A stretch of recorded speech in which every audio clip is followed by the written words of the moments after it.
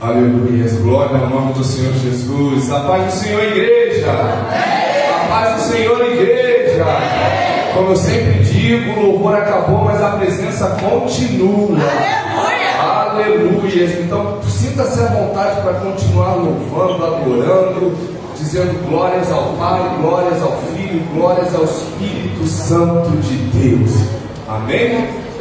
Bom, sem muitas delongas, hoje está todo mundo em casa, né? Está um pouquinho todo mundo cansado pela festa de ontem.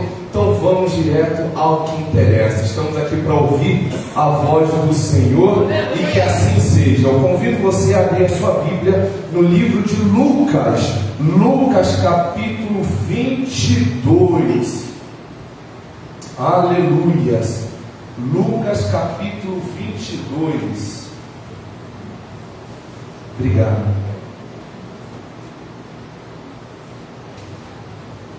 Glória a Deus. Nós vamos ler do versículo 31 até o versículo 34.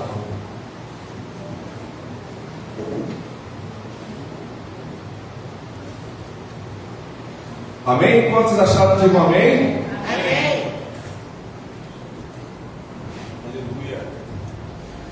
Que diz assim: Simão, Simão, Satanás pediu vocês para peneirá-los como trigo, mas eu orei por você, para que a sua fé não desfaleça.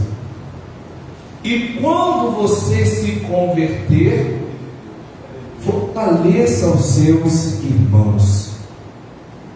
Mas ele, Pedro, respondeu: estou pronto para ir contigo para a prisão e para a morte. E respondeu-lhe Jesus: eu lhe digo, Pedro, que antes que o galo cante hoje, 3 vezes negará que me conhece. Feche seus olhos, vamos orar ao Senhor. Senhor Jesus, louvado seja o teu santo nome por tudo aquilo que o Senhor tem feito, por tudo aquilo que o Senhor é em nossas vidas. Muito obrigado a Deus, porque até aqui o Senhor tem nos ajudado. Estamos ainda, Senhor, comemorando o 5º ano de aniversário da igreja, a Casa de Oração Nova Aliança, e nada disso seria possível sem que o Senhor estivesse à nossa frente. Então, ó Deus, hoje, neste momento, a partir de agora, embora estejamos ainda em um momento de comemoração, mas é um momento no qual nós nos separamos para ouvir a Tua voz. Então fala conosco, Jesus. Fale com cada pessoa que está aqui neste local. Não por eu estar ministrando a palavra, não, porque poderia ser qualquer outro ministro, mas pela palavra ser Tua, Senhor. Então eu te peço que a minha voz chegue aos ouvidos, mas que a Tua palavra chegue aos corações. Senhor, eu te peço em nome de Jesus, nivela o entendimento da Tua igreja nesta noite, para que todos nós, ó Deus, saibamos aquilo que o Senhor tem para nos falar e consigamos entender, e uma vez entendido, que possamos praticar e vivenciar o que a Tua palavra tem para nós nesta noite, em nome de Jesus. Aleluia. Meus irmãos, essa palavra é uma palavra muito conhecida. É uma palavra que eu poderia dizer que é um clássico na vida, na trajetória do até então discípulo Pedro. Pedro é um discípulo que se destacou por diversos momentos, e este aqui é um momento primordial da vida de Pedro. É um momento no qual Jesus dá uma sacudida em Pedro e diz: Pedro, eu sei que você me ama, eu sei que você está dizendo que está disposto a ir comigo para onde quer que eu vá, está disposto até a morrer e ir para a prisão, mas eu preciso te falar, Pedro, você ainda não é convertido. Você ainda precisa se converter. Existem áreas da sua vida que ainda precisam de conversão, Pedro. Isso choca a gente, né? Isso me chocaria. Isso chocaria algumas outras pessoas que amam, que têm zelo pela obra, e de repente ouvir dizer que eu não estou 100% convertido. Só que essa, infelizmente, é uma triste realidade de todos nós. Nós não estamos 100% convertidos. O pastor Joey está pregando, mas ele não está 100% convertido. Os diáconos, diaconisas, obreiros, colaboradores da casa do Senhor são bênçãos, glória a Deus por isso, mas infelizmente não estão 100% convertidos, até porque a conversão é algo que a gente precisa buscar constantemente. Conversão significa também um ato de libertação. Quando a gente pede ao Senhor que possa nos converter, nós estamos pedindo ao Senhor que nos liberte de tudo aquilo que ainda possa transparecer e traduzir as coisas que nós fazíamos no mundo, porque é isso que a conversão faz. Ela tira o mundo da gente e nos aproxima um pouco mais, cada vez mais, de Cristo. Aleluia. Eu não sei se vocês sabem, mas ali em cima daquele filtro ali tem um conversor, né, de energia, porque parece que o filtro não é da luz daqui, então ele precisou de um conversor para poder funcionar perfeitamente. Assim somos nós, na obra do Senhor. Para que nós possamos estar alinhados na vontade de Deus, nós precisamos ter uma plena conversão. Senão, a gente tenta, mas para. Senão, a gente amanhece, mas no período da noite a gente já cansa. Senão, a gente se coloca de pé, começa a caminhar, mas a gente começa a dar ouvido a algumas coisas que as pessoas dizem e a gente começa a desanimar. Por quê? Porque não houve a plena conversão. Porque quando há a plena conversão em Cristo Jesus, através da palavra, aconteça o que acontecer, você se mantém de pé, você se mantém na caminhada. Pode vir tempestade, pode se levantar gigantes, pode vir lepra, inclusive no seu corpo, que você não deixa de estar na presença, no caminho do Senhor. Isso é a conversão. Independente do que aconteça na sua vida, pode estar com a carteira assinada ou desempregado, pode estar com o laudo médico defasado ou com a saúde em dia, você não deixa de estar na presença do Senhor. E a minha oração hoje é que, ainda que não estejamos 100% convertidos, mas que estejamos aí 90%, 95%, 99%, enfim, eu não sei qual é a sua porcentagem de conversão, mas que todos nós consigamos alcançar a conversão em Jesus Cristo, em nome de Jesus. Essa palavra, ela vem contrariando, de certa forma, e isso eu sempre digo aqui, sempre que possível, o que muitas pessoas pregam, né? De que servir a Deus é ter uma vida plena, é ter uma vida de total sucesso, é ter uma saúde plena a todo momento, é sempre estar empregado. Essa palavra, ela vem justamente contrariando. Por quê? Porque chega um momento do texto, e a gente vai ver isso um pouco mais para frente, que Jesus diz assim: Pedro, o diabo pediu para se andar com vocês, mas eu pedi ao Pai para te fortalecer. Ou seja, Jesus está dizendo: eu não pedi ao Pai para te livrar, não, Pedro. Você vai ter que passar por esse processo, mas mantenha-se de pé, porque Deus vai te fortalecer. E a gente acha que por estarmos ligados diretamente ou indiretamente à obra, nós vamos estar imunes aos problemas da vida. Nós nunca ficaremos desempregados. Deus está falando: não, você vai ficar desempregado, mas mesmo desempregado, não tenha sua fé em dia, porque Deus vai te fortalecer. A gente acha que estamos ligados diretamente ou indiretamente à obra, nós jamais seremos acometidos por problemas graves de saúde. Deus está falando: não, você também vai passar por problemas de saúde, mas mantenha a tua fé em dia, porque Deus vai te fortalecer. Aleluia. Traduzindo esses 4 versículos aqui, para que você entenda muito bem, é Jesus falando para Pedro: Pedro, o nosso Deus, o meu Pai, Ele tem poder para te livrar, mas quando Ele não te livrar, Ele vai te fortalecer. Ele vai te fortalecer. E hoje eu estou vindo aqui munido da palavra do Senhor para dizer: igreja, casa de oração, Nova Aliança, quando o Senhor não te livrar do vento, quando o Senhor não te livrar da tempestade, não desanime, porque Ele não livra, mas Ele fortalece. Ele fortalece para que você supere. O mar está agitado, mas não se preocupe, Ele não vai te tirar do mar, Ele vai fazer você andar por cima, Ele vai fazer você andar por cima do mar. Glória a Deus. Aleluia. Glória ao nome do Senhor Jesus.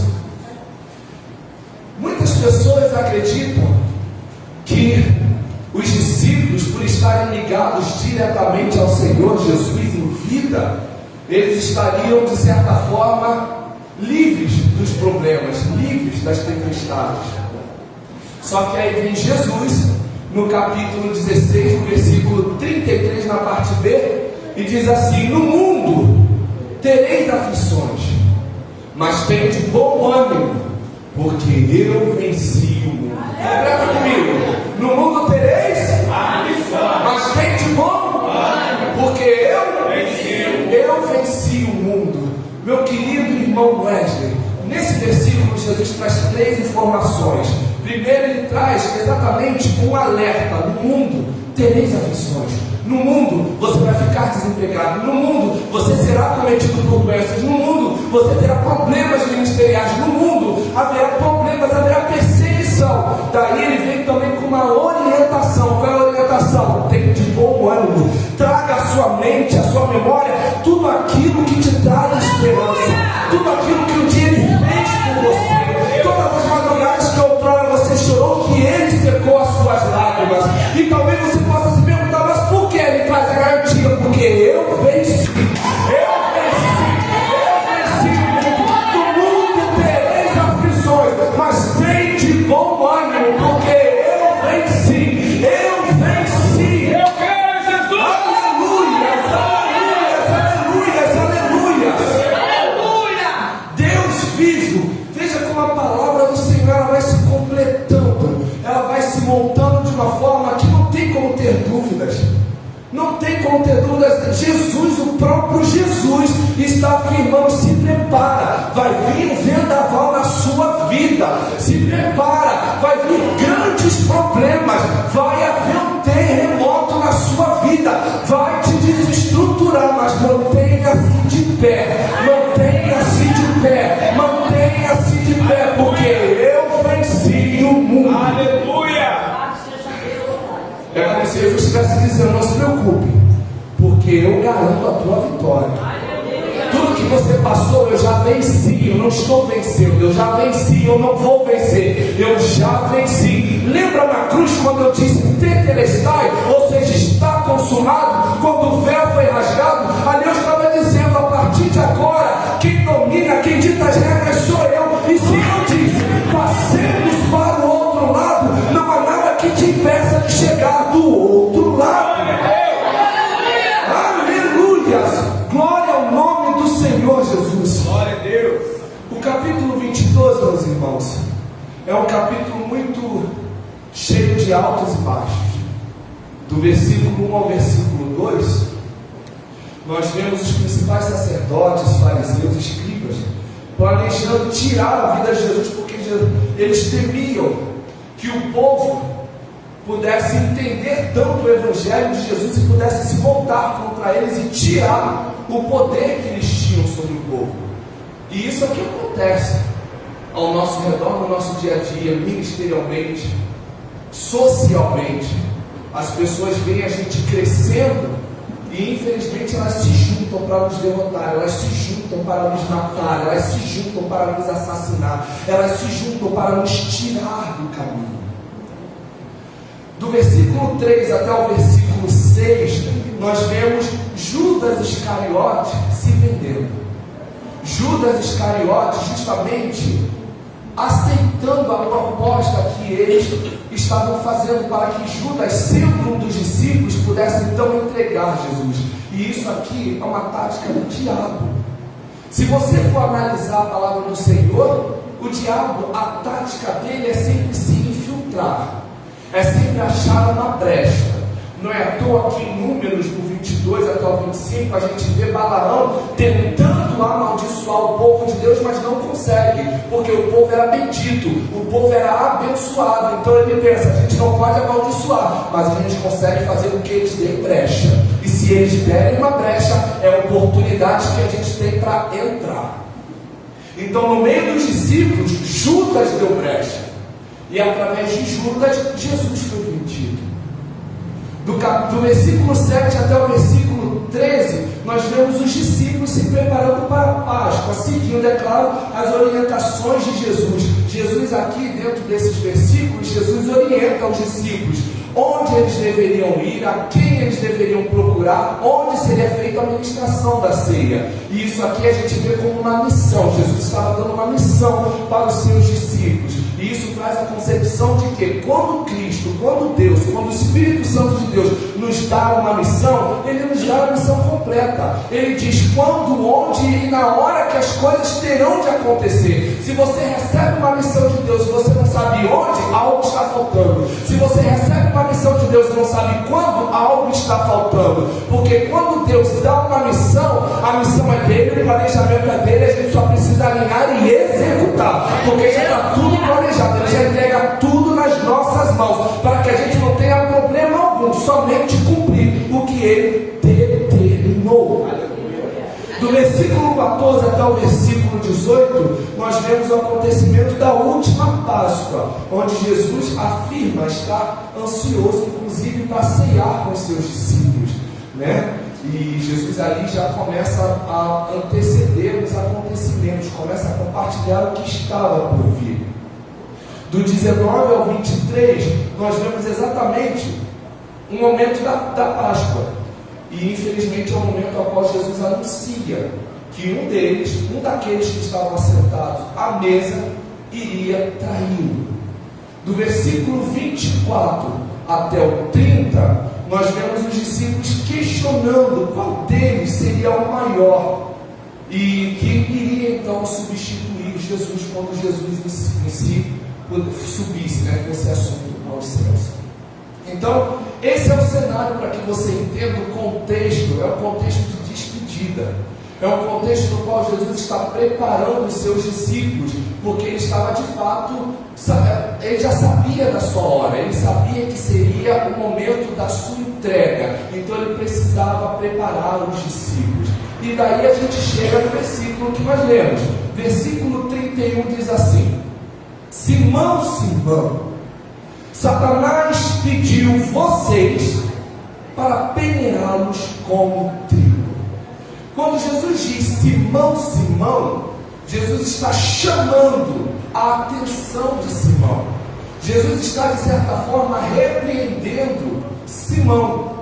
Essa expressão, essa forma de chamar o nome duas vezes era algo que Jesus fez muito na Bíblia. Por exemplo, em Lucas 10, na casa de Marta e Maria, quando ele entra na casa das irmãs juntamente com Lázaro, que Maria se assenta aos pés de Jesus e Marta vai ali e reclama, Jesus vira e diz: Marta, Marta, estás ansiosa, está ocupada, está atarefada com muitas coisas. Então perceba que o mesmo peso que ele disse Simão, Simão, é o mesmo peso do qual ele se utilizou para falar Marta, Marta. Em outro momento, em Atos 9, no versículo 4, a gente vê Jesus também falando com Saulo. Quando Saulo estava perseguindo os discípulos de Jesus com cartas para matá-los, Jesus aparece para Saulo e diz: Saulo, Saulo, por que me persegues? Então entenda que nesse momento era Jesus, de certa forma, repreendendo Pedro, porque teologicamente essa confusão que se deu anteriormente por conta de poder, talvez possa ter sido iniciada por Pedro. Então Jesus vem e diz: Pedro, Pedro, Simão, Simão, perdão, Simão, Simão, Satanás pediu vocês para peneirá-los como trigo. Era como se Jesus estivesse dizendo: atenção, Simão, mantenha-se atento, mantenha-se vigilante, porque Satanás pediu vocês para peneirá-los. E quando ele fala vocês, ele está falando dos discípulos, de certa forma, está falando de todos. E eu acho muito interessante essa parte. Veja, pensa comigo. Quando eu estava estudando com essa palavra na primeira vez que eu ministrei, eu achei isso poético. Jesus dizendo assim: Satanás pediu para peneirar, pediu vocês para peneirar. Satanás pediu, ou seja, ele não tem autonomia, ele tem que pedir. Ele não tem autoridade, ele não tem liberdade, ele tem que ter autorização dos céus. Então essa palavra, implicitamente, Jesus está descredibilizando o poder de Satanás na minha e na sua vida. Por quê? Porque ele não tem poder de tocar na minha vida, na sua vida, nas minhas finanças, na sua finança, na minha saúde, saúde, na tua saúde, na minha família, na tua família, no meu ministério, no teu ministério, sem que o Senhor permita. Jesus está dizendo: Satanás pediu hora para peneirar com vocês, ele está pedindo. Glória a Jesus. E é claro, isso já leva a gente lá para Jó, né? Isso, a gente não consegue desconfigurar muito isso. Só que eu acho interessante que dessa vez, estudando lá no livro de Jó, em Diaconisa Adriane, por gentileza, capítulo 1, versículo 10, é algo que até então não tinha me atentado, e esse versículo passou a ser um pouco mais entendível aos meus olhos. A palavra do Senhor diz assim, ó: Deus fala para o diabo, né, para Satanás: tem visto meu filho Jó íntegro, e você já sabe muito bem a história. E o diabo diz assim: porventura tu não cercaste de sebe a ele, a sua casa e a tudo quanto tens? É a obra de suas mãos, abençoaste a ele, ao seu gado, e tem aumentado a tua obra. Sabe o que o diabo está falando aqui? Ele é o que é porque também o Senhor limita o meu poder na vida dele. O Senhor cerca ele, o Senhor protege ele. Eu tento ferir, eu tento extravasar com a vida do Rafael. Eu estou aqui pedindo, eu quero detonar a vida do Rafael, mas o Senhor está cercando ele de todos os lados. Eu quero bagunçar a vida da Raquel, eu quero desestruturar, mas o Senhor protege ela. O Senhor protege a família, o Senhor protege a finança. Eu quero desestruturar a vida do Tiago, mas o Senhor não deixa. Entenda que a palavra é muito clara. O diabo está falando: Jó é dessa forma porque eu tento, mas o Senhor protege. O Senhor mantém um campo de proteção. E isso me faz entender o que está escrito. Minha irmã Liliana, por gentileza, 1 Pedro 5:8. 1 Pedro 5:8 é um versículo muito conhecido por todos nós, e agora, de uma vez por todas, você vai entender esse versículo, que diz assim: sede sóbrios, vigiai, porque o diabo, vosso adversário, anda em derredor. Em derredor. Por quê? Porque ao redor está a proteção do Senhor. Ao redor está a proteção do Senhor. Então a única possibilidade de a proximidade que Ele tem na minha e na sua vida é nada mais, nada menos do que simplesmente rugir ao derredor. Ao derredor. Aleluias, glória ao nome do Senhor Jesus.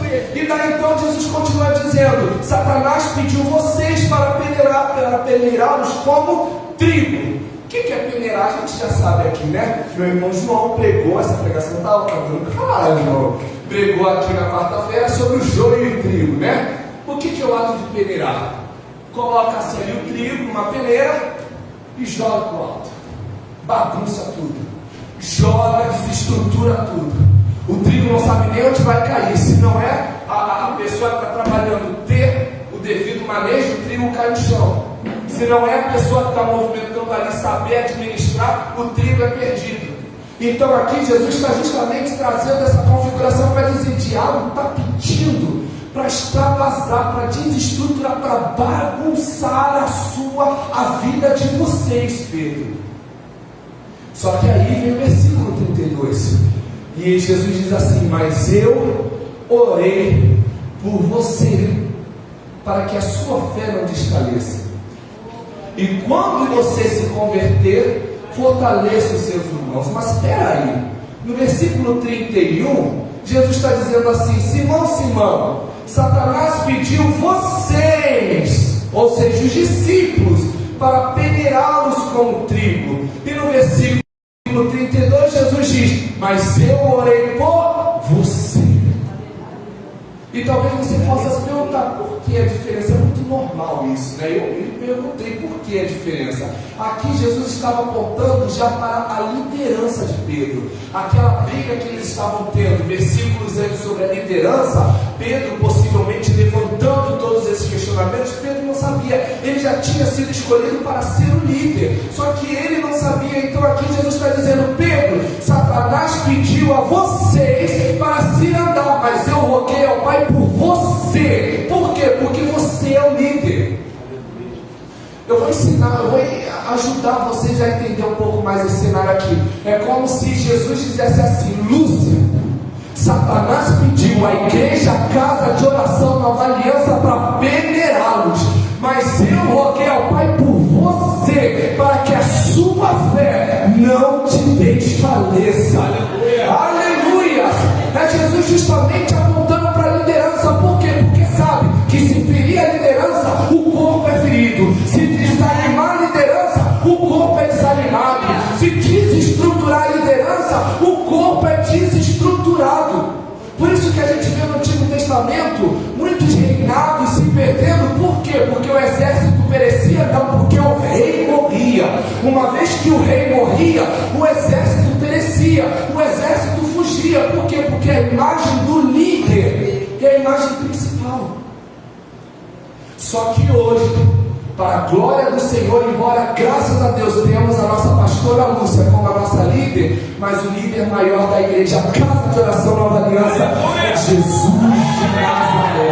É Jesus de Nazaré. Aleluias, aleluias, aleluias. Glória ao nome do Senhor. E ele diz assim: mas eu orei por você. Quando Jesus diz eu orei por você, Jesus aqui está se colocando, está assumindo o seu papel de intercessor. Jesus está dizendo: eu roguei ao Pai por você.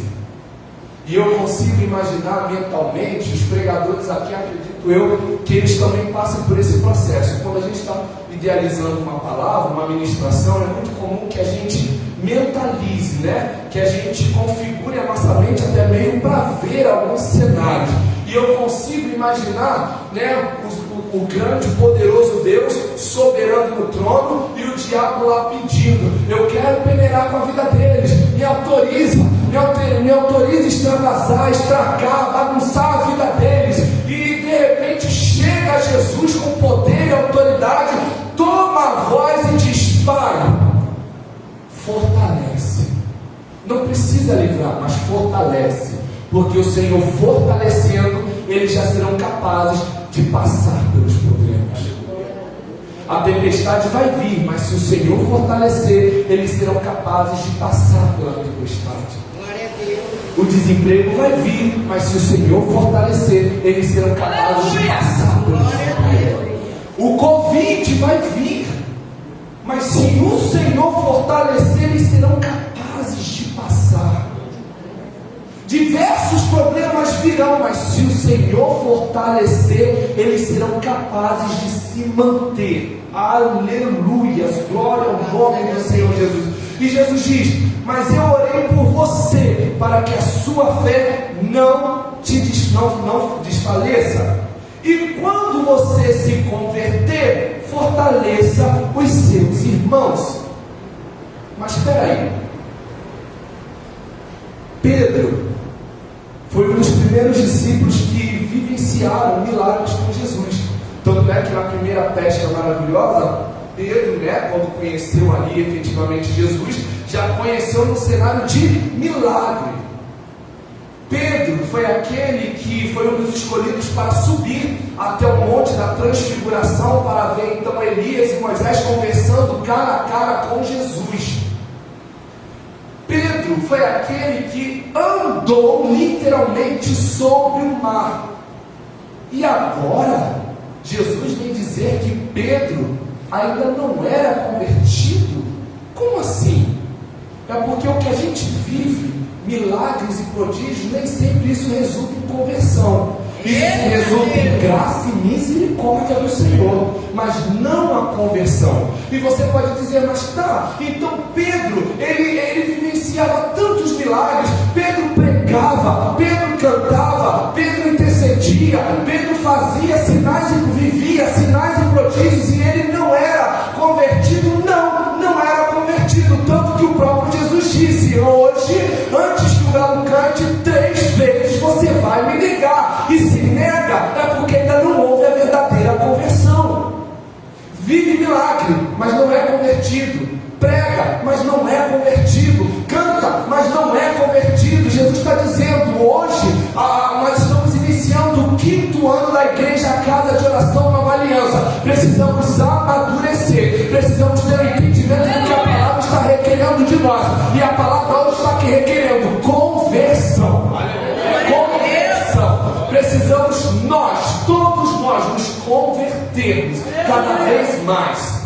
Aleluia! Quando tu te converteres, fortaleça os teus irmãos.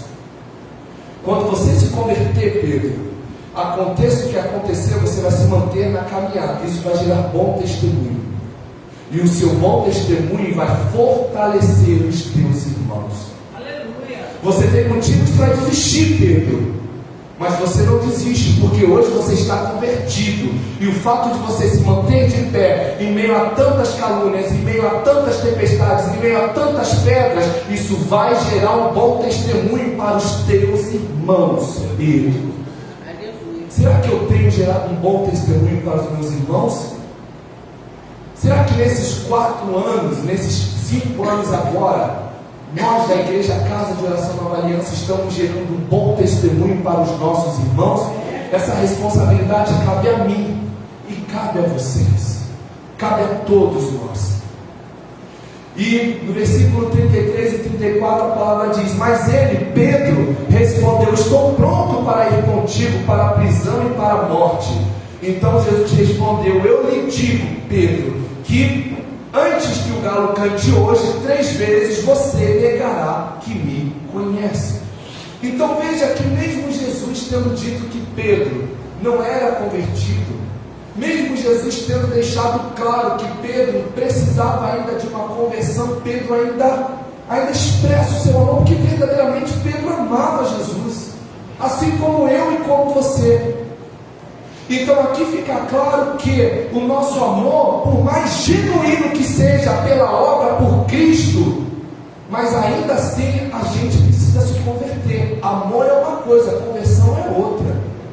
Tem muita gente trocando, tem muita gente confundindo amor, achando que o fato de amar, o fato de estar aqui aos domingos, às quartas, o fato de estar pregando, ministrando, intercedendo, isso significa que está 100% convertido. Jesus está dizendo: não, eu recebo o seu amor, eu recebo o seu amor pela obra, mas você precisa se converter. Você precisa se manter de pé, você precisa fechar os seus ouvidos, você precisa olhar para o alto, olhar para a cruz, você precisa focar, você precisa traçar o caminho dos céus novamente, Pedro. Aleluia! E é claro, ao decorrer da administração, da trajetória de Pedro, o louvor pode se preparar. Ao decorrer da trajetória de Pedro, Pedro alcança a verdadeira conversão. Tanto que em João 21, do versículo 15 até o 17, nós vemos Jesus questionando a Pedro: Pedro, tu me amas? Te amo, Jesus. Pedro, tu me amas? Te amo. Pedro, tu me amas? E cada vez que Jesus ia perguntando, que Pedro ia respondendo, Jesus ia dizendo: então apacenta as minhas ovelhas. Pedro, tu me amas? Te amo, então apacenta as minhas ovelhas. E aqui já era o momento ao qual Jesus estava expressando que Pedro já estava convertido, porque Jesus não iria confiar uma obra nas mãos de Pedro sem que Pedro estivesse convertido. Depois nós vemos em Atos 2, no versículo 41, Pedro, já regido pelo Espírito Santo, convertido, pregando e alcançando cerca de quase 3.000 vidas. Tudo isso depois da conversão. Depois nós vemos em Atos 3, Pedro curando a vida de um coxo de nascença. Ou seja, Pedro vivia milagres antes da conversão. Quando convertido, Pedro passou a ser um canal de milagres. Nós precisamos ter esse objetivo na nossa vida. Os milagres do Senhor, eles precisam passar por nós e alcançar outras vidas. Nós precisamos ser canais de bênção, onde quer que nós estejamos. Nós não podemos apenas querer viver milagres, nós precisamos ser canais de milagres, a ponto de você lançar uma palavra sobre o irmão profetizar e os céus responderem ao seu comando e abençoar aquela vida. Glória a Deus. Em Atos 10, do 9 ao 16, nós vemos Pedro tendo uma visão. Então veja que antes de convertido, Pedro vivia milagres, mas depois de convertido, Pedro passou a ser um canal de milagres. E a minha oração é que nesta noite você possa exatamente entender que vocês precisamos cada vez mais nos converter. E a partir do momento, à medida que nós formos nos convertendo, nos fortalecendo através dessa palavra, nós deixaremos de ser apenas canais de milagres e nós deixaremos apenas de ser alvos de milagres e passaremos a ser canais de milagres para os nossos irmãos. Precisamos lembrar, como já foi dito aqui no começo, que no mundo tereis aflições, mas tem de bom ânimo, porque eu venci. Glória a Deus. Em nome de Jesus, que nesta noite Satanás está pedindo para peneirar a sua vida, para bagunçar a sua vida, mas Jesus está dizendo: mantenha-se firme, porque eu roguei ao Pai por você. Eu roguei ao Pai para te fortalecer. Então mantenha-se firme, que independente da intensidade do vento, ele jamais será capaz de baixar as mãos do Senhor que estão levantadas sobre a sua vida. Coloque-se de pé, vamos louvar.